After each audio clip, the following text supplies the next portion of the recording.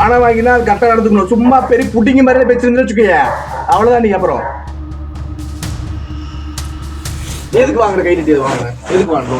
அதெல்லாம் நீங்க பேசுவாங்க. யார் லோன் கொடுத்தாங்களோ அது எவன் பேசுவான்? நான் தான் மேனேஜர். எவன் பேசுவான்?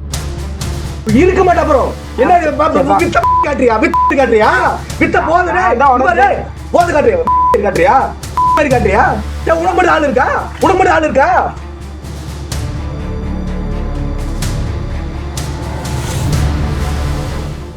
நாமக்கல் மாவட்டத்தில் கடன் தொகையை திருப்பி செலுத்துவதற்காக விசைத்தறி தொழிலாளர்கள் பலர் தங்களது கிட்னியை விற்பனை செய்த தகவல் வெளியாகி பெரும் அதிர்ச்சியை ஏற்படுத்தியுள்ள நிலையில் கூலி தொழிலாளி ஒருவரை கடன் கொடுத்த நிதி நிறுவன ஊழியர்கள் கடுமையாக மிரட்டல் விடுக்கும் வீடியோ வெளியாகி சர்ச்சையை ஏற்படுத்தியுள்ளது. என்ன பண்ணலாம்? உருவிட்டா கூட்டு விட்டாங்க. உன் வீட்டுல முன்னாடி வந்து எவ்வளவு சொல்லுவேன்? எவ்வளவு வர சொல்லுவேன்? சொல்லிடுவேன் பாரு. வர சொல்ற? எவன வர சொல்றீங்க? எவனே வர சொல்ற? எவன ரவுடி கூட்டுறியா?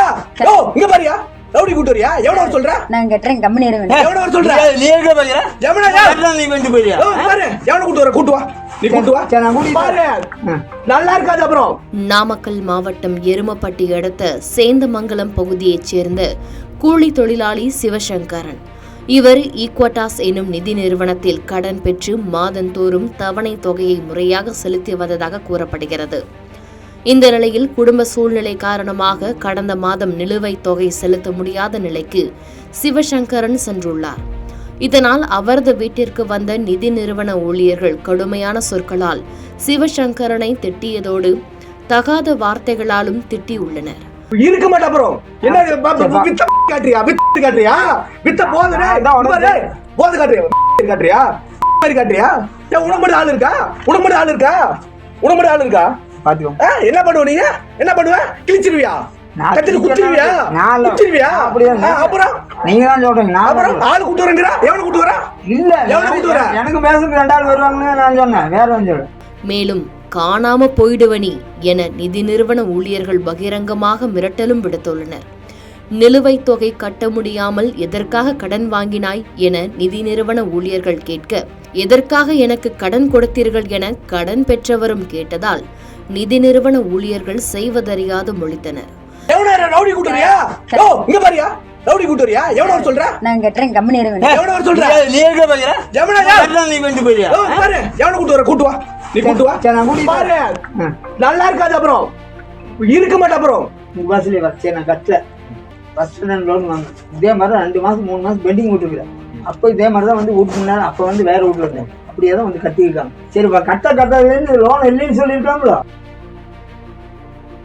இதையடுத்து நிலுவைத் தொகையை இப்போது கட்ட முடியாது என கூறிவிட்டு சிவசங்கரன் வீட்டிற்குள் சென்ற நிலையிலும் நிதி நிறுவன ஊழியர்கள் தொடர்ந்து வாக்குவாதத்தில் ஈடுபட்ட காட்சிகள் இணையதளத்தில் வைரலாக பரவி வருகிறது. நான் வர முடியாது.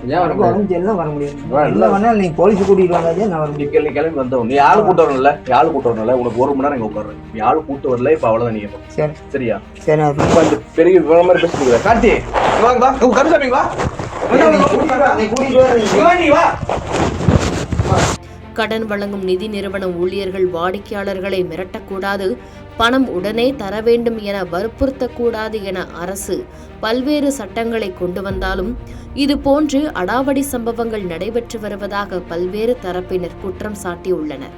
வீட்டிற்கு வந்து கடன் தொகை தொடர்பாக முதியவரை மிரட்டிய நிதி நிறுவன ஊழியர்கள் மீது நடவடிக்கை எடுக்க வேண்டும் என சமூக ஆர்வலர்களும் வலியுறுத்தியுள்ளனர்.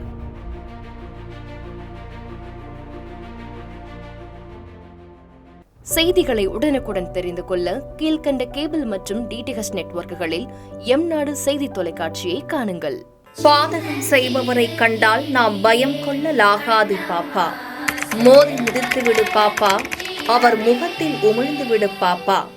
அண்மை செய்திகளை உடனுக்குடன் தெரிந்து கொள்ள இணைந்திருங்கள் எம்நாடு தொலைக்காட்சியுடன்.